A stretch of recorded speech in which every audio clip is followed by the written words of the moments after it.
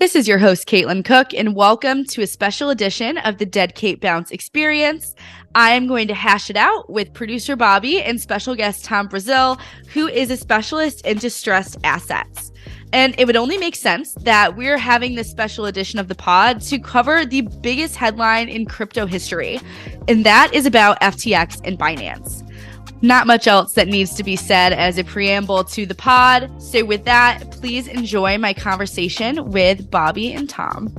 All opinions expressed by your hosts and the podcast guests are solely their own opinions and do not reflect the opinion of the hosts or any of their affiliates. This podcast is for commercial and informational purposes only, is not investment advice, and should not be relied upon for any investment decisions. We are not recommending any securities or cryptocurrencies, nor is this an offer or sale of a security or cryptocurrency. All right. Well, no question why we're here today. If you haven't been living under a rock, you probably know the biggest thing in crypto possibly ever has been unfolding this week.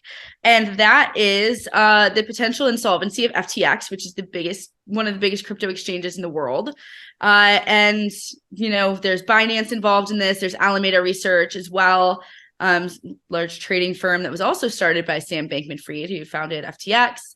And there's been a ton of misinformation on Twitter, as always, not surprising. Also a really bad day for Twitter to roll out their paid verified accounts because everyone's just paying to look verified with a check mark and then changing their names to news sources and putting out inaccurate information.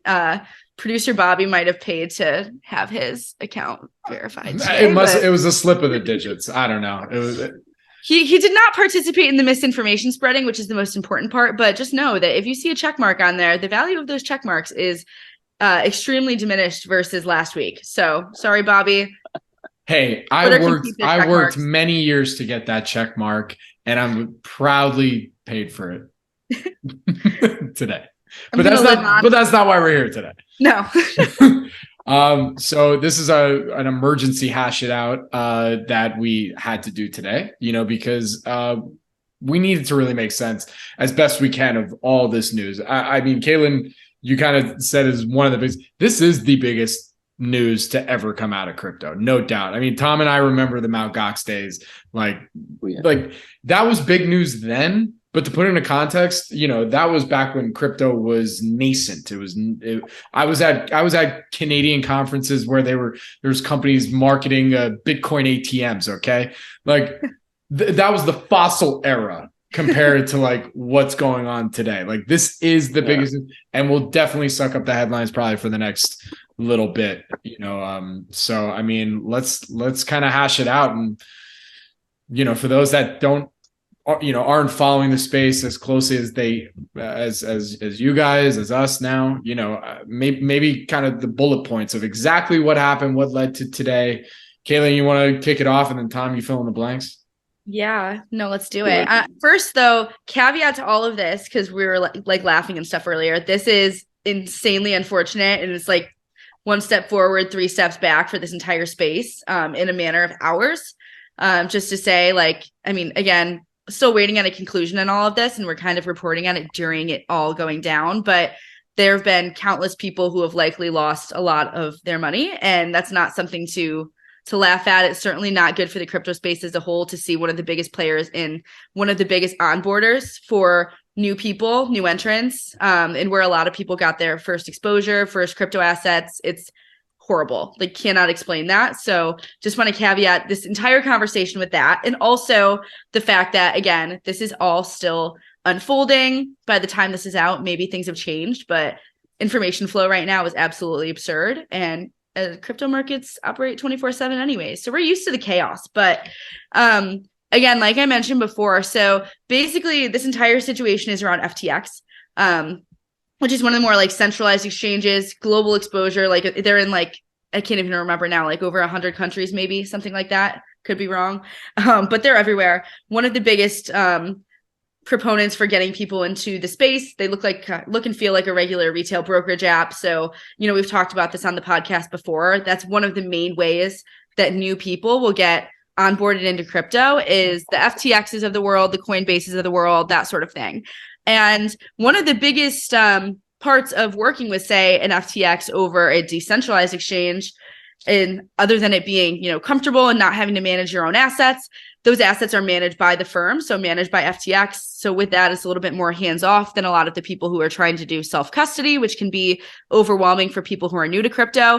And I promise I'm going somewhere with this. So part of the terms of terms of sale, I guess, with working with a company like an terms of service, thank you, with a firm like FTX is the fact that if you are a customer depositing assets on that platform and they're managing those assets for you, that those customer assets are segregated from any other assets that could be used as collateral or leveraged or used for other purposes, just to really ensure that those assets aren't, being used in ways that can't be eventually paid out when the clients want to withdraw those funds.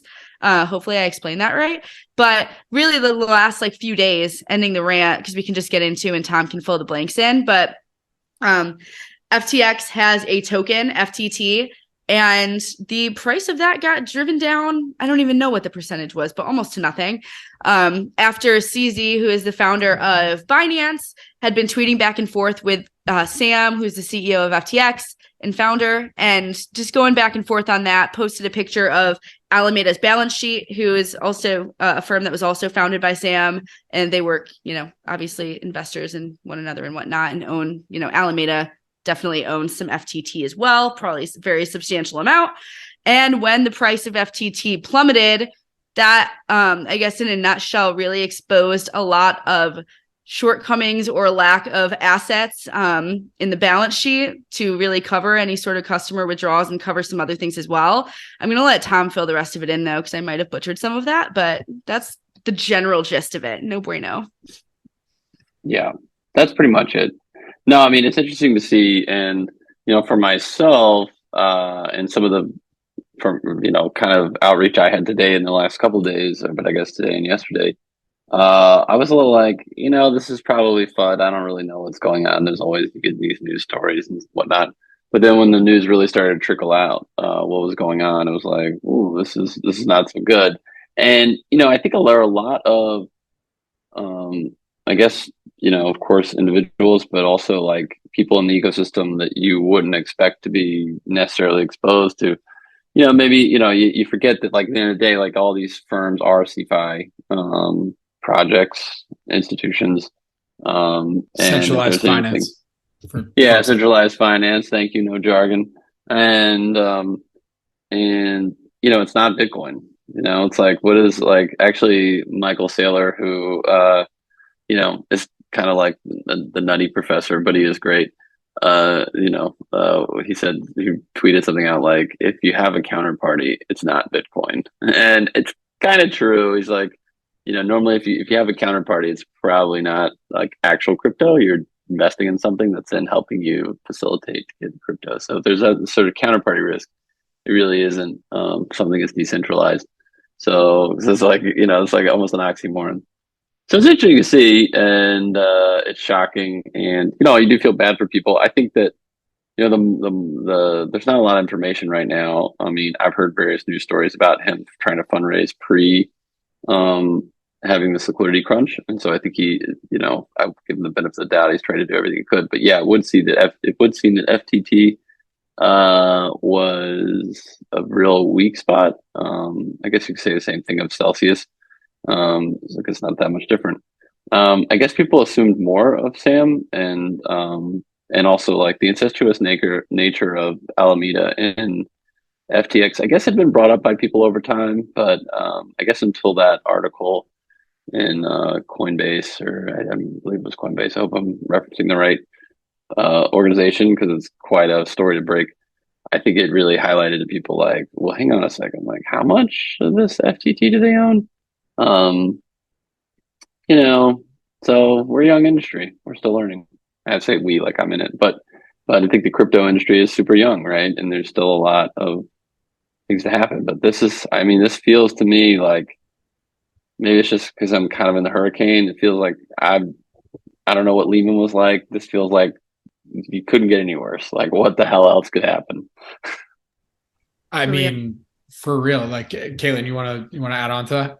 Well, I was just going to say that I forgot to mention probably the craziest part of all of this is after the Twitter interactions between SBF and CZ and having all of this information come out, Sam had actually come out publicly and said, there's a competitor that is trying to put out misinformation about us. We have assets, like enough assets to, you know, meet all obligations and whatnot and make our clients whole. This isn't true, basically, right? And after that, I'd say within 24 hours, there were tweets that came out from both CZ and Sam yesterday saying that Binance put in a non-binding letter of intent to purchase FTX. So that was a complete 180, jaw-dropping, and it literally lit the internet on fire. Absolutely crazy. So that was something that happened, and then kind of buttoning up the story to where we are now. No longer a deal on the table with Binance and FTX. And there have been some rumors of others trying in the industry, both like financial services side and in the crypto world, trying to help make FTX whole or trying to cut a deal with them, just because the alternative is probably declaring bankruptcy. And in that case, Tom can speak a lot more to this, is if the, you know, the claims and everything from people who had assets on FTX would likely be tied up for months, and that would be a whole drawn out thing in court.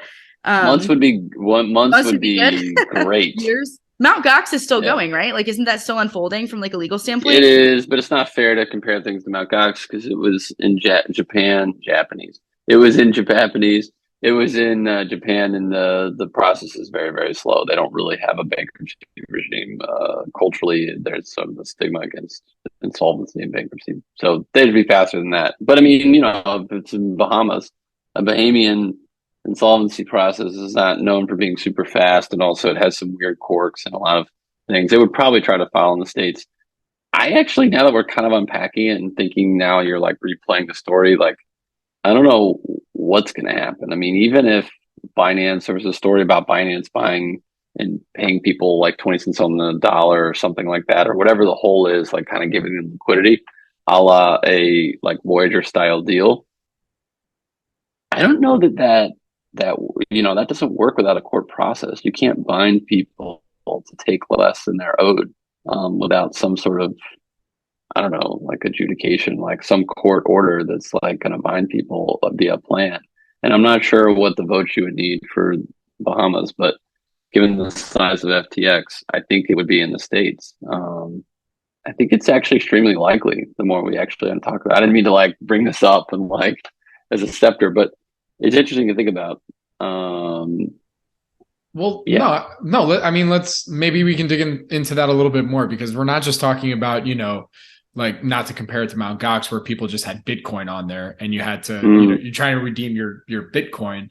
You know, you're talking about people that had, you know, all sorts of assets that they were invested in on the FTX platform that all took a major hit for the most part. I think. I'm making a, you know, just my opinion, but I'm just assuming that they all took probably a big hit today. And so, I mean, there is also a case against, you know, sue for the losses as a result of this news from their trusted, exchange. Well, one of the things is, how does that work, Tom? So a few things. Okay, let's unpack a few of these. So let's say FTX files and they default on the purchase of Voyager. Clearly, Voyager is going to have a cause of action against FTX. They're going to have one whopper of a bankruptcy claim, and it'll be a general unsecured claim, and it'll probably be pari passu with the customer account claims, because I'm not sure that these are held as custody, even though they look like your assets and you log into your account, it looks like your assets, but really all your assets are commingled with everybody else's for purposes of a debt instrument. Unless they're like, you know, the updates to the UCC to take care of it, or maybe the terms of service have some special things, I think it's very likely that they're pari passu. So that's a drag on recoveries. In addition to the Voyager claim of cause of action, which could be quite large, you could also have, Bobby, I wasn't sure exactly what you were getting at, but you were kind of making me think of the treasury accounts I've been hearing about. So a lot of like Web 3.0 projects, you know, raised money in an ICO or raised money in general, and they have a lot of their treasury actually on FTX. So you think of the projects that now are affected, you know, they thought they had 4 million in funding, and now it's stuck on FTX. And they're like, how are we going to make payroll? We were just using FTX as like our bank account.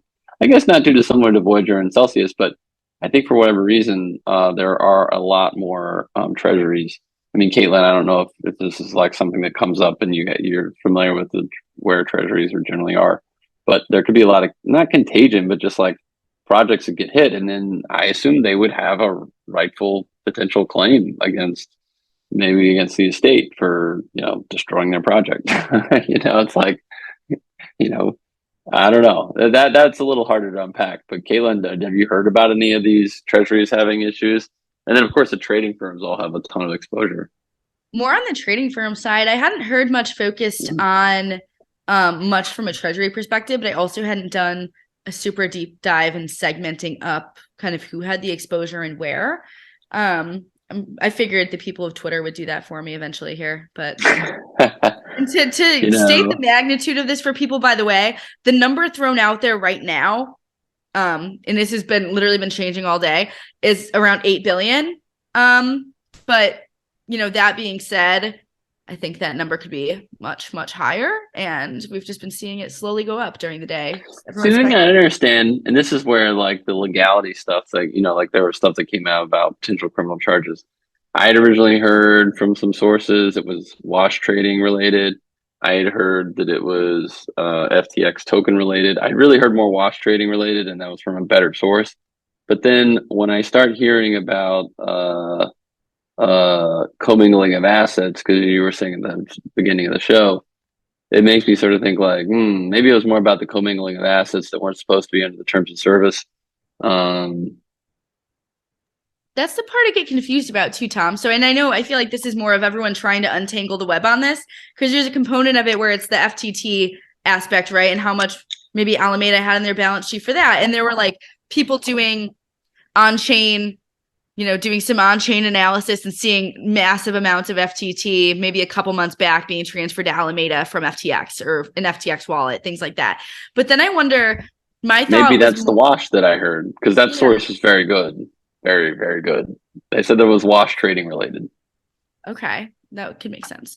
My other part of it that I wonder though is like, I'm personally from like a retail user standpoint and more worried on like I don't know, like more worried, but like the commingling of funds and like using customer assets for things that they shouldn't have been used for and not having those segregated. That's that's literally one of the most baseline things that you are not supposed to do. So how desperate could you be to be hiding something or trying to clean something up to get to the point where that is that's how you try to fix it?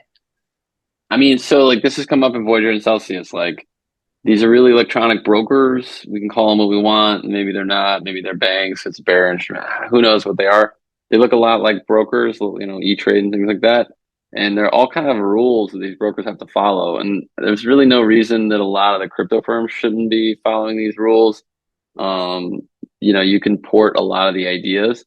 And the coming of assets is like a big no-no in the world of like brokerage community. So they have like SIPA rules and things like that. So there's no, and I think there is a law. There's a bill that's sort of out there floated, I think maybe from the CFTC. I think that was CFTC put out something where they want to enact a bunch of rules around like the regulation brokers, and all that stuff is good. That's why I'm kind of for sensible regulation in crypto. The sad part is like when too much of this stuff happens, especially FTX, you kind of get like overreach. It's like, like Bobby from the microcap space. It's like, oh, one pump and dump scheme, they're all bad. Like these are all, no one should be doing this. And I worry about getting the same thing in crypto. Really, like, I don't think we're there yet to ask where do we go from here, because I think there is maybe still stuff to unpack here. Because I was asking this to Caitlin earlier today about, we literally have covered regulation on every single episode, and I'm pretty sure we're going to continue to cover regulation on every single episode for the Dead Cape Bounce experience, as we should. We want to hear everybody's opinion. It makes a lot of sense. But, when we're talking about these centralized exchanges that basically just, it just seemingly, where was the regulation here? It sounds like they were trying, and especially when we had our conversation with Brett on here for the first episode. But when there's stuff out there that you see where it's like, hey, this is why we need to have a pure decentralized finance system. This is the case, right? But then from a regulation side, look, she's getting ready. For those that are listening on the audio, that was Caitlin like stretching her fingers right now, ready to answer. But like when we're thinking about the decentralized side of things, it's like how do you like if regulation is necessary to get institutional involvement, how do you regulate that when this part of the business on the centralized side, which should have been one quote unquote easy to regulate? I don't want to say easy, but you know what I mean? Like how do I put that calculation together in my head? Kids. Who wants to go first? I mean, I don't want to answer it on the like how do we do it, but I mean, get on the soapbox for like 2 seconds. Clearly biased with like working with a core contributor to like a decentralized financial infrastructure, but caveating all of this with that, just having the context. But what I've learned from that and looking back at almost every single blow up that we have seen that has been at scale in crypto, even in the last year, other than Terra Luna, which was very much, that was on chain, whatever.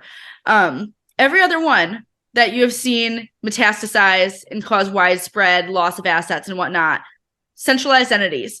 And what people don't understand, especially on Twitter, especially on days like today, is separating out centralized entities and decentralized ones and the difference between the two. And the biggest difference between the two is transparency. Had this happened completely on chain, I would be completely shocked if there was not someone months ago who was not tracking every single wallet, seeing these things move every single place that they went. And they couldn't do that with the customer deposits and whatnot, right? You can't track that because they're a centralized entity. They don't have that information in real time on chain that's trackable for anyone. So just that part is probably one of my biggest pet peeves. And I think that today, obviously incredibly unfortunate, but also highlights the need or the benefits of bringing things on chain. And like, yes, there is a component to how do you regulate that? And that's a big question, but it has happened time and time again. How many times do we, put our faith in a system that is dependent on people doing what they say they're going to do instead of making it something that can be visible to all and accountable through code? Like I'm not to say that it's perfect and there's a lot that needs to be worked out, but there's a common thread with every single blow up that has happened. And it's the fact that these are coming from like centralized entities that have lower transparency. So I'll get off of my soapbox for it. I don't know. I thought you were doing like the crypto like Pledge of Allegiance there for a second. What did you say? It was like I pledge like something and decentralized for all. I was like, oh, right. Sounds like the crypto Pledge of Allegiance. You're not wrong. I mean, it'd be great to see all those things. I don't know. Regulating DeFi, I don't know that, the thing. I think this is the thing. I think the on-ramps and the CeFi institutions, which they'll be necessary in some capacity. Like, well, maybe not. I don't know. What do I know? But there clearly needs to be some rules of the road. But things happen, it's not like regulation is going to be able to stop human foible. The phrase, whatever, human nature of, overextending yourself or things going wrong. Or I like to think that Sam is like, I just take him the benefit of the doubt. I don't think he's like, has some like mischievous intent or something. But, people get over their skis and take risks and get overconfident and have hubris and also just make mistakes. So I don't know. But yeah, I mean, we'll see where regulation goes. I kind of like the CFTCs, some of the stuff they were putting in. And I love the UCC stuff, the Uniform Commercial Code updates that they were going to do. And they have been doing. I think they just haven't been enacted in a lot of states. But then the issue is like you drive stuff offshore and then how do you do with the offshore stuff? But then, I don't know. It's unfortunate. I definitely think there's going to have to be some regulation. And then stable coins, like it's so funny. Like I've spoken to 2 or 3 startups recently that are doing like stablecoin projects and they can't raise any funding because like everybody's like, oh no, Terra Luna. No, forget it. Like these aren't Terra Luna projects. These are different stablecoin projects. One guy's want to do like an inflation connected stablecoin, and the other one is like a intra-bank stablecoin. And everyone's like, oh, no, too much regulatory risk. So they can't even raise money. And it's like, because people are worried about regulation coming down the pike for stablecoins. So yeah, I don't know. We'll see where it goes. I mean, what does this crypto winter look like compared to other ones, when big news like this? Because I mean, I remember with Mt. Gox, like that was pretty much like a 2 to 3 year, like no one even really talked about it. It was very under the radar. Once that news came out, people were pissed. And like maybe it was I think I remember maybe it was like in 2014 that you started to see some like, wallet companies popping up here and there and some other stuff. It seemed like it was, every couple of years. And I mean, I don't know if that might be the same situation here where just the market kind of needs a reset and just, take a breath. In some I don't know. respects. I feel like my TradFi friends were freaking out more than my like crypto friends or traditional finance people. They were calling me like, "What's going on? Oh my god!" And the crypto people were like, "Whoa, baby, what a day!" And that was like the difference in it. I don't know, Caitlin, did you have any traditional finance versus crypto responses from today? I did. I mean, I got more messages from people in traditional finance, that's for sure. Definitely, mostly just people asking how I'm doing, which is nice, I guess. But that this was a big event because my mom was sending me links to articles on this. Okay? Yeah, my mom was like, what is this? And I was like, I didn't want to mention it to you until like a little bit later on. She called me and I was trying to explain it to her, and you could just tell, love her. And I didn't explain it well, but she was you should just lean into it. Be like, Mom. She was like, do you still have a job? And back. I was like, yes, I do still have a job. It's gonna be okay. It's like it's all good. The industry's fine, but I can make a potluck. It's gonna be fine. I cancel my lease. We're selling the TV in the back. Right. I was like, oh, I'm actually moving out of my apartment. No, I even in like I'm chaotic generally as a person, but I like to think in times of like stuff like, very unfortunate things, I'm not going to be someone to like pour on fuel onto the fire either. And I had people asking me actually, which I thought was really interesting, about Solana and the future of Solana, which I have very strong thoughts on as well. And again, biased because the company that I am contributing with to a decentralized network that builds on Solana, but have a lot of exposure to that side. So can you give me a Solana trade? There's a Solana trade out there. Call your neighborhood friendly distress broker, not financial advice at all. So there's this floating around on Twitter. There's this trade where people want to buy FTX accounts, and the idea is use that as your long, just because apparently you can still move your account from one item to the next. So you could basically put it in Solana. And then the idea would be like go on Binance and short Solana. So you're basically neutral Solana to like the pullback between what you paid. Let's say you pay 20 cents on the dollar to $1. So you make 5x and you're like whatever, delta neutral, whatever the phrase is. And if the deal goes through, of course that pulls the par. If it doesn't go through, I'm not sure how that works. Your FTX trade maybe is like you don't make any money because maybe you get 20 cents on the dollar. But I guess the idea is that Solana would have a tough time in that environment. I can't remember why. There's a reason. You got to go on Twitter and find out because I can't remember the second part of the leg. So now I feel bad for mentioning it. But half alpha. I'm not. Yeah, it's not really. That means no alpha. But that means beta. But I think that I gotta think about this. I'll unpack it. I might look and see the tweets I saw. I think it was Kevin from Galileos. Do you know that guy? He's pretty big on Twitter, and a lot of people follow him.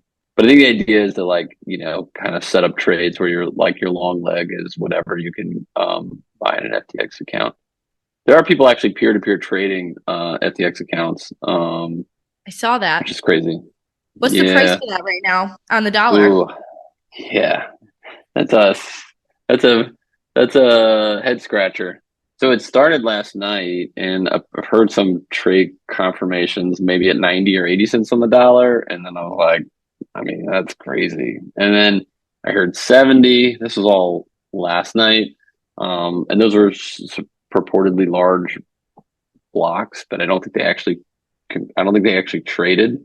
And then there were some OTC desks trying to give people liquidity this morning and giving out bids like 90 and then 80, 90, and none of those traded. All those were pulled, and maybe some people got out at those prices, but then it very quickly went down to like 30, 20. And even right now, my understanding from talking to a number of people who want to buy claims, want to sell claims, is it's somewhere between like a 10 and maybe 15, maybe a little more cents on the dollar. And it's not because that's a recovery, everybody. It's because nobody knows what's going on. Like no one, like we have really no information about how big the hole is in the balance sheet. Confidence low. Yeah. 11. I saw like 11 cents on the dollar, I think, on Twitter. So it has to be true. But I'm sure it's got to be true. Does that guy have a trick mark? It was Bobby, wasn't it? He probably bought it. Post verify. That'd be good. I wonder how you would do that. I mean, no, that wouldn't make any sense. Like post verified. Oh yeah. Wait, Caleb wanted to hear your stance as well on Solana. You said that you were getting a lot of messages on that. So what you say you had something to say there? Oh yeah, I always have something to say there. But I think for like context too, on where people come from on historically coming after Solana, is that versus other blockchains that have been building out a bunch of different products and different projects and whatnot in the ecosystem, they're historically very venture capital backed, which historically on the crypto side of things, it's been more bootstrapped. It's the whole ethos at the beginning of the space, right, was more of like getting away from that. And some people saw Solana being VC backed as kind of a negative and not really, there are plenty of narratives on why people didn't think that was a good thing. I personally thought, even before working in the Solana ecosystem, that it was a positive because that meant you're getting broader adoption and you're getting traditional institutional players more involved and interested. And that's a vote of confidence in the Solana ecosystem versus others. But one of the big things with Solana as well is that it was in the very early days, very heavily backed by FTX Alameda for investments in different projects. So very, very involved there. People meme about calling it Sam Coin, which I definitely don't think is accurate, but it's just kind of been a running joke for some people who maybe aren't big Solana fans, just because he and the team have been like pretty big advocates of a lot of projects that are being built. So that's sort of the background on it. But I think important, again, talking about the decentralization part of it, is it's not entirely propped up by FTX or Alameda, right? I mean, definitely at a larger scale than a lot of other ecosystems have ever seen, I'm sure, in terms of VC backing and whatnot. But again, like I literally was at Solana Breakpoint 2 days ago, which is like the big annual Solana ecosystem conference globally. And the only thing I really took away from that is that that ecosystem is more vibrant than ever. And the number of builders doing really, really interesting things, not necessarily financed by Sam, are at an all-time high, even in the midst of like a pretty big bear market. So I think that speaks a lot to the group of people that are there, and they don't seem to be going anywhere. So there's definitely going to be, not trying to like predict on price or anything like that, but FTX and Alameda had really big Solana bags. So, I mean, just, it makes sense just thinking about, you don't know how this is going to play out, but at some point those are probably going to have to go somewhere. Right. So will that have an influence on price? Almost definitely. Don't know what that'll look like, but that also doesn't mean it's going to zero. Right. And I think that no. That's why people are doing this like thing. Cause the idea was like, if they get bought out, it's fine. You pull the par. If they don't, like, that's definitely going down because it's a huge bag that's going to have to be liquidated. Mm-hmm. I mean, the problem that people don't understand sometimes this is like it happened with Celsius. Like the Celsius token was like hugely owned by the estate itself. Like, it's still owned hugely, like 95% apparently of Cel tokens are owned by Celsius. And so there's like no liquidity at all. And so for a while it ran from like 50 cents to like $1.50, $2 and $3 over the weekend or something. And people were like, "Oh, look, now the debtor is solvent because it's worth $3." It's like, no, it's not. Like, this is like this is a fiction. This is like funny money. Like 95% of the float is owned by the debtor's estate. So it could very well happen to Solana. You could see it crash if FTX files, and then you could see it. And then literally, if 50% of the float or something. I don't know what the amount is, but some huge amount of the float is offline. Then you could see it just totally, fly through the roof with all the supply going offline. So it's kind of weird because when you have these bankruptcies, it's kind of an odd thing. It kind of like actually pulls supply offline while the bankruptcy is going on. That doesn't mean it's fundamentally changed the value. It just means that you get like a short squeeze, Yeah. Wow. So that's another part of it. Like that's what we should just trade all day. We shouldn't think about projects. Like, who wants to actually build stuff? We should just I have like 10 screens over here. You can't see them. They're off screen. You're like, I'm trading right now. I'm glad you went to an event where people aren't just talking about like trading. Like, I went to an event in London that shall remain nameless because I will bash it now. And it was just all people trading. We do PB, prime broker, like, trade. And I was like, oh, this is like, suits and trading and prime brokerage. Okay, great. Like, okay, do we need more of this in crypto? I guess, but it's nice to go to an event where there's people building stuff. Yeah. I mean, it's definitely something that makes you feel a lot better about what you're doing when you see so many people excited about what they're doing and building cool shit, no matter what the price of. Are you getting verklempt when you talk about it? Huh? I was joking. I think you're getting a little verklempt when you talk about. Oh no, I was burping. No, I thought you were going to do that into my mic. Oh man, I'm getting a little worked up talking about this. I'm gonna cry. I love building so much. projects. I'm so passionate about Web3. So Tom, I'm curious too. So for the people who haven't listened to a podcast that I had Tom on previously, which was a cool one, so he is a very interesting character, just as a human, but also background wise. So focusing an investor in bankruptcy law.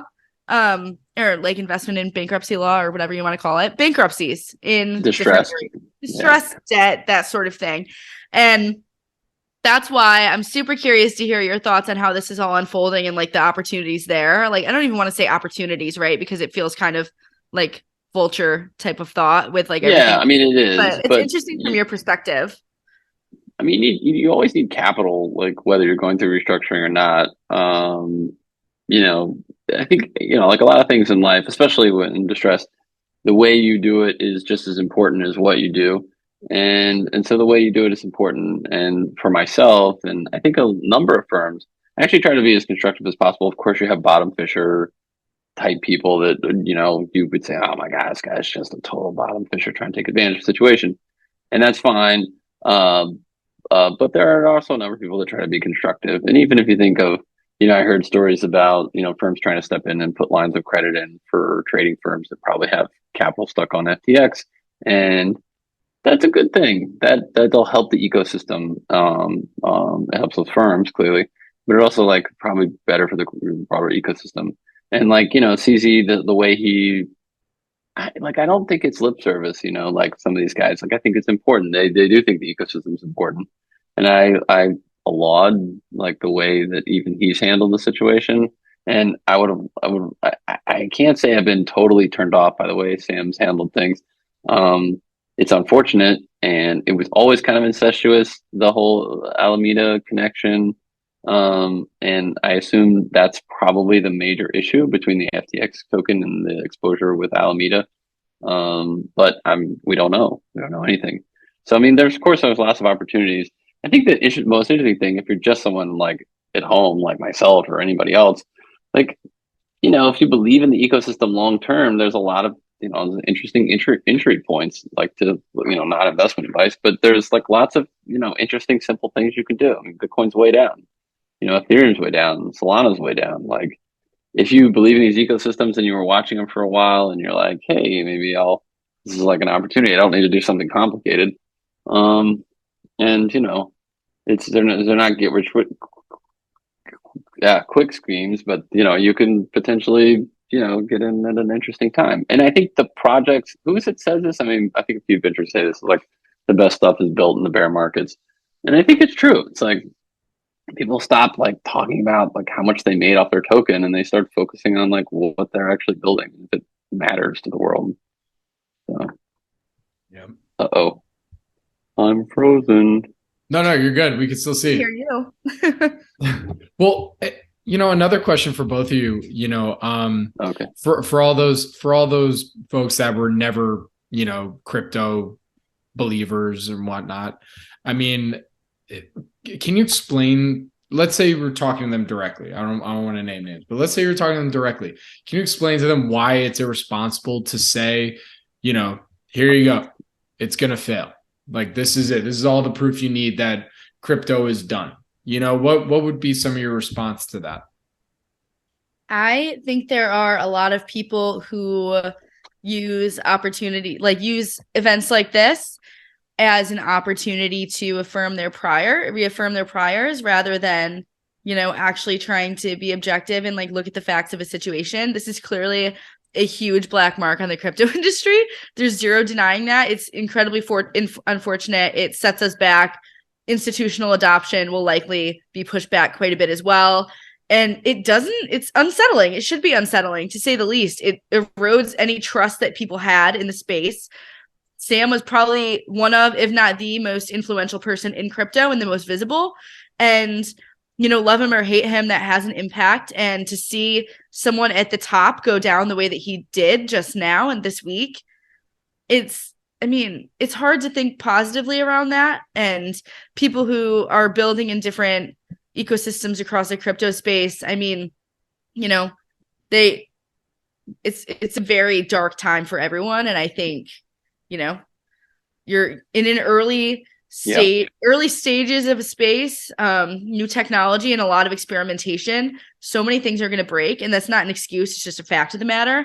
And, the most important thing is like taking what has happened and actually doing something to make things better rather than having it repeatedly happen time and time again and just not trying to improve things. Like if these events aren't used to actually make things better, then what are we doing? And the space will suffer for that. And it's going to suffer anyways. But if we don't take time to like reflect on how we even got to this point and how to not do it again, then I can't blame people for not being interested in the space at all because we're making a joke of ourselves if we don't take this seriously. So I don't know what Tom thinks here because he's back. I don't know, man. I kind of was into Sam. I thought he was cool. I was into effective altruism. I'm buying it. I'm like, oh, this is so cool. Like I don't know. I thought he was like a good whatever you want to call it, like when someone's like a torchbearer, I guess, for the industry. So it's unfortunate to see. And yeah, you don't want to see someone's downfall. It's not really what. Hopefully, it's not what it's about. I don't even think traditional finance is about that, but these things happen. It's crazy. It's kind of weird. It's kind of like, wow. So it does shake confidence. And I think people that are, it's kind of weird because, when Mt. Gox was happening, I wasn't really in the ecosystem, but I guess like 15, 16 is kind of where I started jumping in. And when I first started talking about Bitcoin and Mt. Gox, like people like laughed at you. They were like, what are you talking about? Like, you get some sleep something, brother. And I think now it's kind of interesting. I had like a few TradFi people who were traditional finance people who were sort of like, oh, this is a great buying opportunity. And I'm like, yeah, it is, right? I remember in the 18 pullback or bear market, like I even had someone who was like a real crypto person who was like, I don't know, Tom, it could all go to zero right now. Like 51% attack, like this could all go to zero. And I was kind of like, you're scaring me. Because like, you're like supposed to be my rock. I was coming to you to get my sermon. Instead, but I haven't had any of that yet, at least. I'm sure there are people that feel that way. It's unfortunate for people stuck in it. I think this is probably true of a lot of technologies that change the world. It's like you were right, but you were wrong.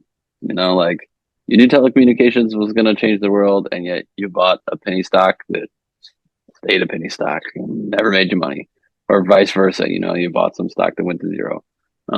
So and that's unfortunate because it's like, and I also like this. I don't know. FTX probably has, I think, fewer like sort of, I don't want to call them home gamers, but kind of like more. I think the thing that was to me the saddest about, I noticed that more with Celsius and Voyager, there's a lot of like individuals who are literally just individuals.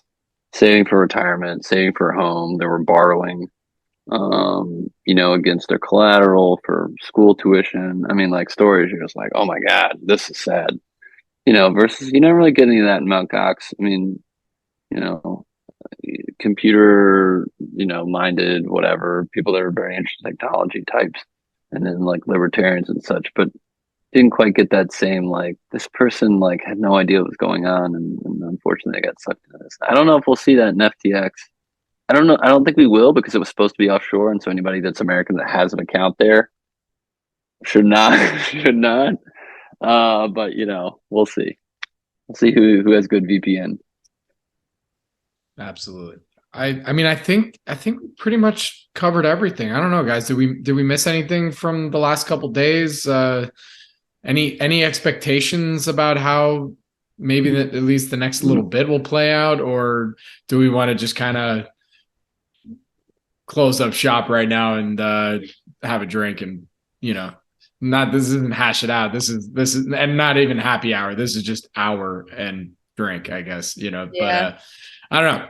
What maybe just give us your closing thoughts before we close up here. I'm not going to bother on speculating on what is going to happen, just because no one has any fucking clue. Like, there's just no way. And anyone who pretends to and says it with certainty is like just a proponent of spreading misinformation to like cause more chaos, which this space does not need right now. I know. Yeah, like, to say the least. So, I mean, it's going to be interesting. I'm just curious more to see if, first of all, I want to see how big of a hole this actually is, because we don't have clarity on that for sure. Again, like, 8 billion was thrown out there. I would argue that it's definitely much higher than that if I had to just completely guess blind. But it hasn't come to surface yet.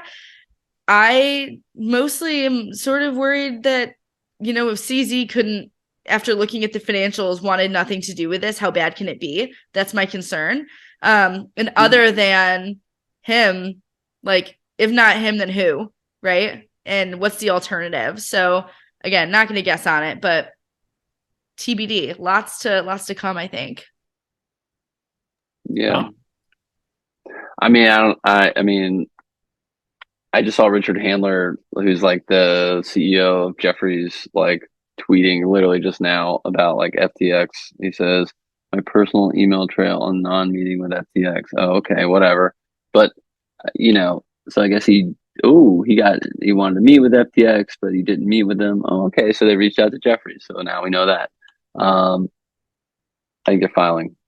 I think they're gonna file. But you never know. I mean, maybe a consortium can be put together. Such a great word. We'll see.